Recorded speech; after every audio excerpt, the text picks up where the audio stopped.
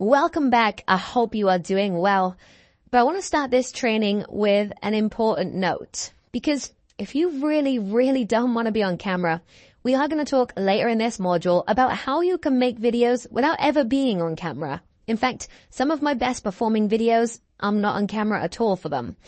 However, I can't stress enough that it's extremely beneficial to get reasonably good on camera, because not only does it build a greater connection with your audience, it allows you to make quicker content. So ideally, you would make some videos where you are on camera and some where you're not. And if you're on board with that, let's talk about how you can become really great on camera and develop a good camera presence, even if you've never done it before and you're a bit, feeling a bit awkward about the idea. So there are 5 points we're going to cover on this topic that will talk you through how you can become a better speaker on camera, but also the kind of mental side of it of how you can just feel more comfortable, because it is an unusual thing. Everyone has to start out and learn these principles. So that's what this training's all about. And the first thing we're going to talk about is your state when filming a video.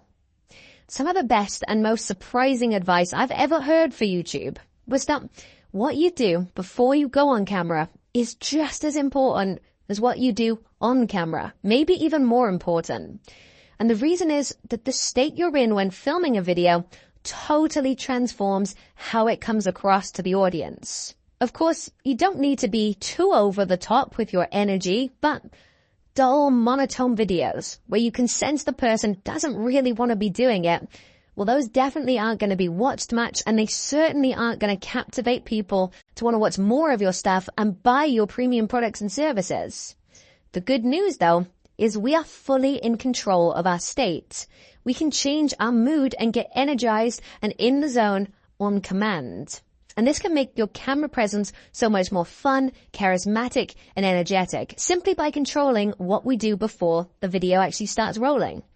But the thing is, most people don't ever even think about their state when filming a video. So often they'll be in their default, tired, low-energy state, which is why they don't come across as well on camera. So instead, before filming a video, always get into the right state. And there's a lot of ways you can do this depending on what works best for you.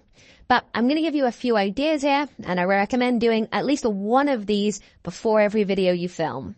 And I guarantee the more you do it, the more it will become an anchor that as soon as you start doing this little pre-video ritual, you'll get right into the state that you want to be in even faster. Now, I will preface these 3 ideas by saying they're a bit weird. But you've got to remember, nobody's going to see them. You do these before the camera starts filming to get in the right state, and then I guarantee you will be better when recording. It's almost an immediate change. Once you've done something like this, even if you don't do this exactly, it gets you in the right state, both mentally and physically. So, as I said, 3 ideas here to get you in the right state. Number 1 is that you start with a 30-second workout. So, lifting weights, push-ups, running on the spot, whatever you prefer. We're not talking a full gym session, of course, where you wear yourself out. We're talking something physical that gets your whole body moving and your heart racing a little bit faster. Then, once you've done that, you're going to finish with 30 seconds of shaking. And there's no right or wrong here. Just do whatever feels like good shaking to you. As insane as that may sound, it loosens your body up so you don't come across stiff and rigid in your videos, and also quickly raises your energy levels. The whole thing only takes a minute, and it gets you out of your own head a little bit by doing something so random. So I guarantee you'll be in a much better state for filming if you do a quick burst of physical activity, then shake it out, and then go film. Number 2, another strategy you can use to get into the right state before your videos is smile. Now, let's try this little exercise together right now so you know what to do right before a video and you can see how it works. I want you right now to start smiling. And don't stop. Keep smiling. Just a nice, big, wide grin. It's kind of funny, right? A bit ridiculous. In fact, just picture everyone who's ever going to watch this training video, every single one of them just sat there beaming at their screen, smiling wide to themselves for no reason. But keep smiling. You're tempted to stop. I know you are, but just keep smiling. Keep going as wide as you can, as big as you can. so that if anyone saw you right now, they think you'd gone insane with happiness. Because in 10 seconds, when I tell you to stop smiling, not yet, but very soon, what you're going to find is that by smiling for this long, even though you were told to do it, even though you just chose to do it, you genuinely do feel happier. And so keep that smile going just a little bit longer. And then once you stop, you're going to be in a better mood and you're going to feel better in general. And so if you repeat this little exercise right before filming a video, you're going to be more smiley and happy in the video, which means your audience are going to enjoy it more and like your videos more and pay you more. Keep smiling. We're nearly there. Okay, you can stop now. Stop smiling. But hopefully you can see that simply by smiling, nothing else, we can control our state and immediately just make ourselves feel a little better, which, as I said, it will come across in your video performance. Now, one other tactic you can use to get yourself in the right state is using a bit of visualization. So start off by standing in a power pose for a minute, something that makes you feel good and confident.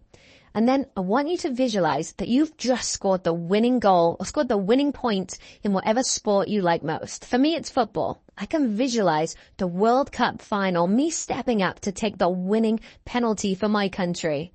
I do the little run up, and then when I score it, you better believe I'm going to go crazy celebrating. I'm going to imagine the sounds, the scenes, the sensation of scoring the winning goal as the crowd goes wild.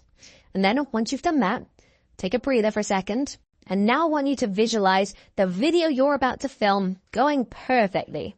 You crush it all round. You say the words just how you wanted. It flowed perfectly. And you can even then start picturing the comments coming in of people saying, wow, this was an incredible video. Because let's face it, you nailed it. Picture all of those views coming in, all of those subscribers. So much so that you can now visualize yourself holding an award from YouTube for hitting 100,000 subscribers. Visualize opening that box and that moment of you celebrating getting that award from YouTube. Let that feeling sink in, you hitting those YouTube goals, you impacting all those people, you making all that money. What's that going to do for your life? Probably going to give you a lot of freedom to do what you want, right? Probably going to allow you to buy the things you want, treat the people in your life you care about, allow you to bring awesome new people into your life. Really drink that feeling in, picture it vividly, because that is your future. You can even repeat affirmations of saying, that is my future, that's my future, because it is. And I guarantee once you visualize that, reminding yourself of what's to come essentially, and what's going to be the result of these videos, you'll be in a much better state, much more excited and ready to go put in an amazing performance on camera. So, as I said, 3 weird techniques, but all 3 can and will change your state. If those are a bit over the top for you, just try the exercise thing on its own, or try something like clapping loudly a few times. There are so many quick ways to change your state. The key is just finding a mini ritual that works best for you before each video.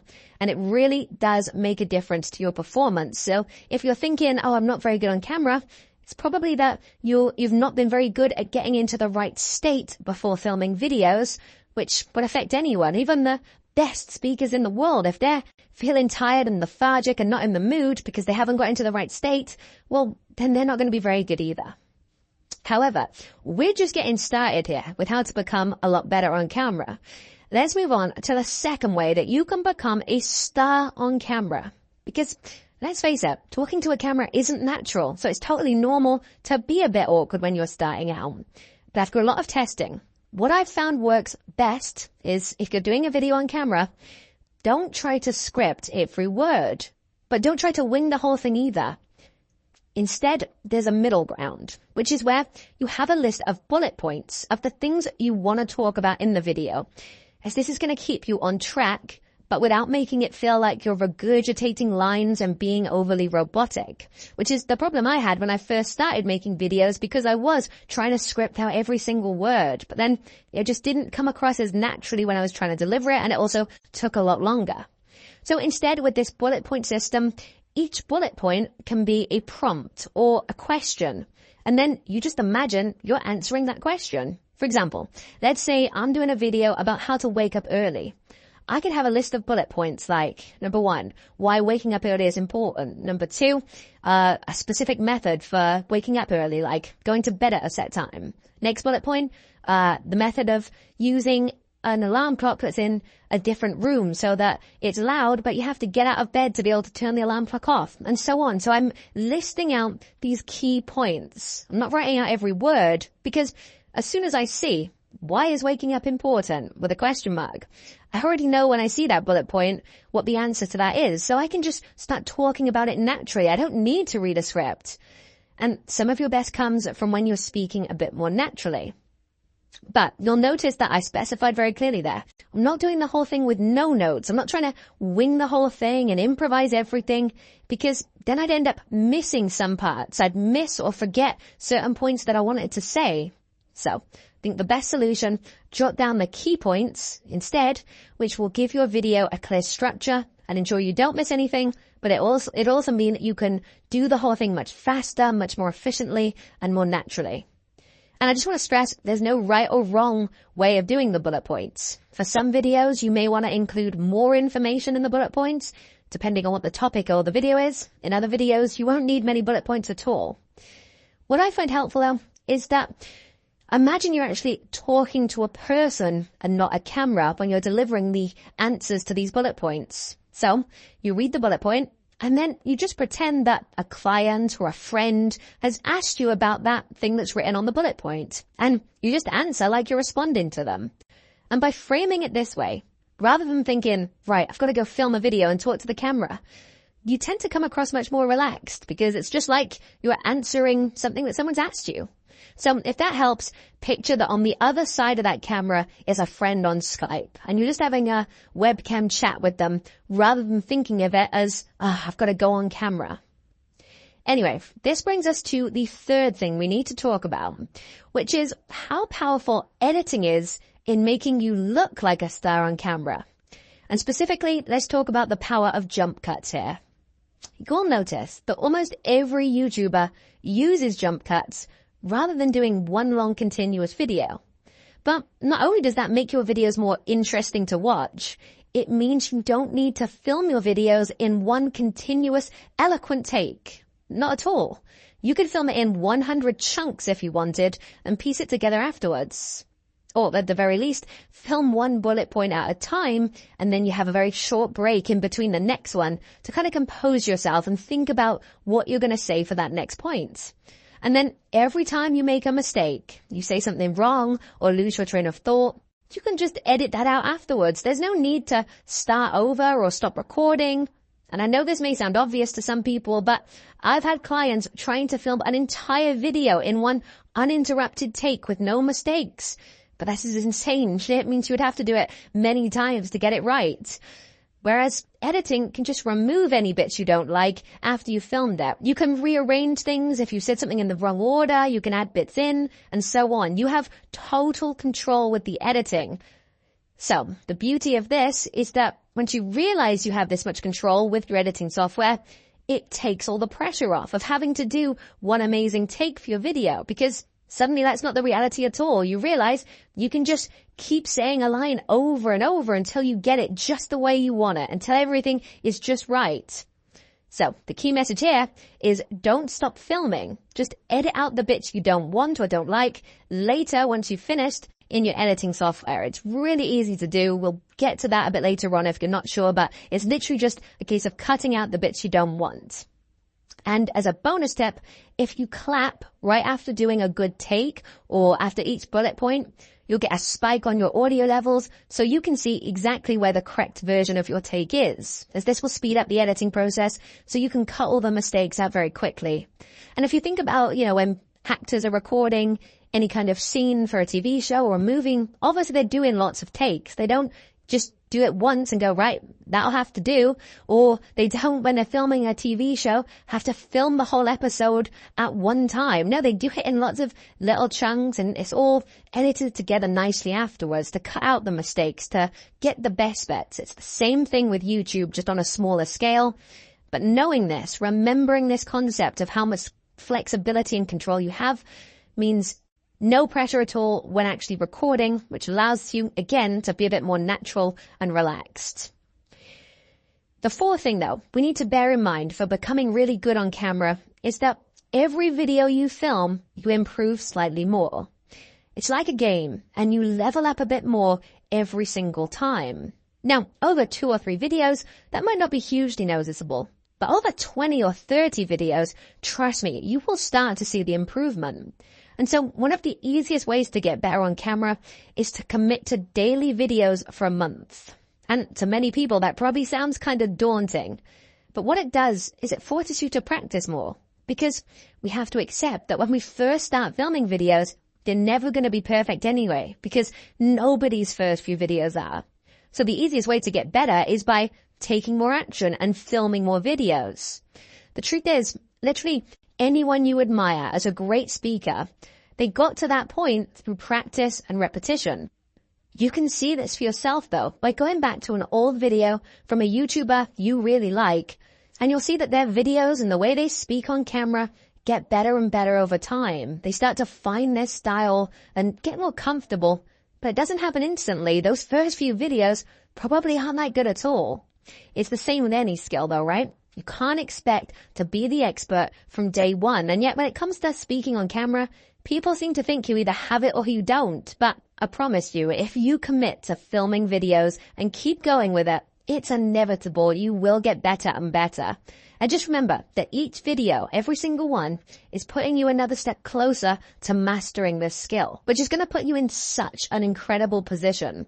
So that alone should inspire you to keep going and keep practicing, because those people who do are going to become great on video, which is such an important skill now.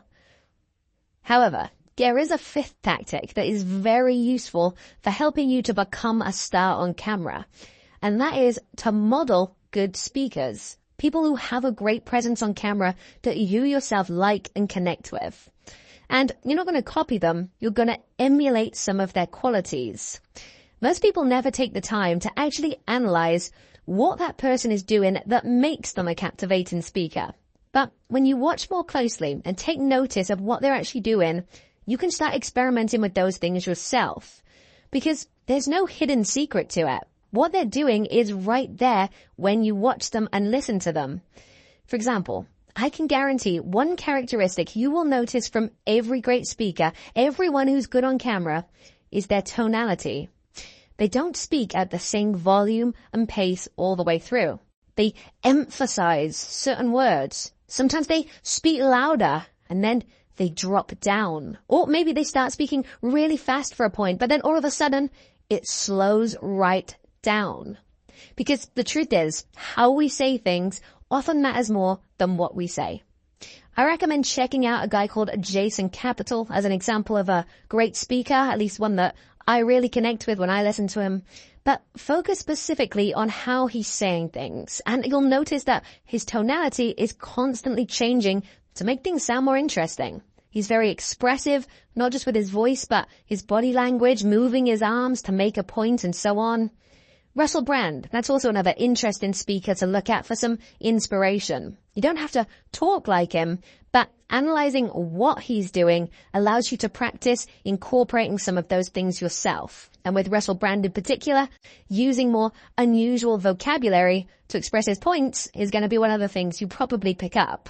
Again though, all of this stuff is learned. Nobody is an amazing speaker without practice. So start paying more attention when watching someone you like on camera and look at what they're actually doing. Break it down, write it out. What things are they doing that make them good on camera? And then you can start including some of those elements you like yourself. And with enough practice, you will find a style that suits you best. So there we go. Using those 5 elements and all these tips and tricks we've talked about in this training, those are the keys to becoming better on camera. However, if you're feeling overwhelmed right now, do not worry. This is all just here to point you in the right direction. You don't need to become a world-class speaker. You just need to get comfortable so you can be yourself. It's YouTube. You're not trying to become an actor. So there's no need to put lots of pressure on yourself with this, except that it's a process everyone goes through with YouTube. And as long as you keep trying, you will keep improving. And if you're still having doubts about being on camera, another important thing to remember is that your audience want you to succeed. They're there to learn from you and be entertained. They don't care if it's perfectly delivered. They don't care if your hair isn't quite right. They don't care about your insecurities. They're not there to judge you. They're there to get help from you. If you're giving them valuable information, that's all they really care about. All our worries about being good on camera are often in our own head. As long as you work on these 5 elements we talked about, you will be able to make some really engaging content because your unique personality is your biggest asset here. The only way you can really go wrong is if you try to hide that and be a robot delivering information. As long as you just approach filming videos like you're talking directly to your audience or to a friend, which essentially you are, then you've got this. And so I'm going to end this training with just some quick fire tips for people who already feel comfortable on camera and just want to take it up a notch. But these really are just extra advice. Don't feel like you need to immediately start doing everything we've talked about in this training all at once. They're just extra support if you need to take it up a level with your camera presence even further. Quick tip number 1 is to slow down. There's no need to rush through the video, which is what tends to happen if you're a little bit nervous. Instead, take a deep breath, make sure you're nice and relaxed and comfortable in the setting you're filming in, because, as we said, there's zero pressure. You can edit and redo things as much as you like. You're in control, so bear that in mind and take it a bit slower. Quick tip number 2 is to drink some water and have some water to hand if it's a long video, because then you can just have a quick water break and cut those parts out in the editing software. And this may sound a bit extreme, but if you are filming quite a long video, you're going to be talking for a lot all at once, and that's not something we're necessarily used to. So it's very easy to end up with a dry mouth and not be able to speak as clearly. So having this to hand just solves that problem altogether. Quick tip number 3 is to look directly into the camera lens. Now, you don't need to maintain eye contact with the lens the entire video, but make sure you do have that as your main focal point, as it actually really helps to build a stronger connection with the audience. It's like if you're talking to someone in real life, how powerful that eye contact can be.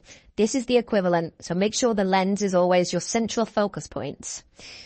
Tip number 4 is to wear clothes that make you feel good. Make sure you're comfy, but also wearing something that brings out the best in you.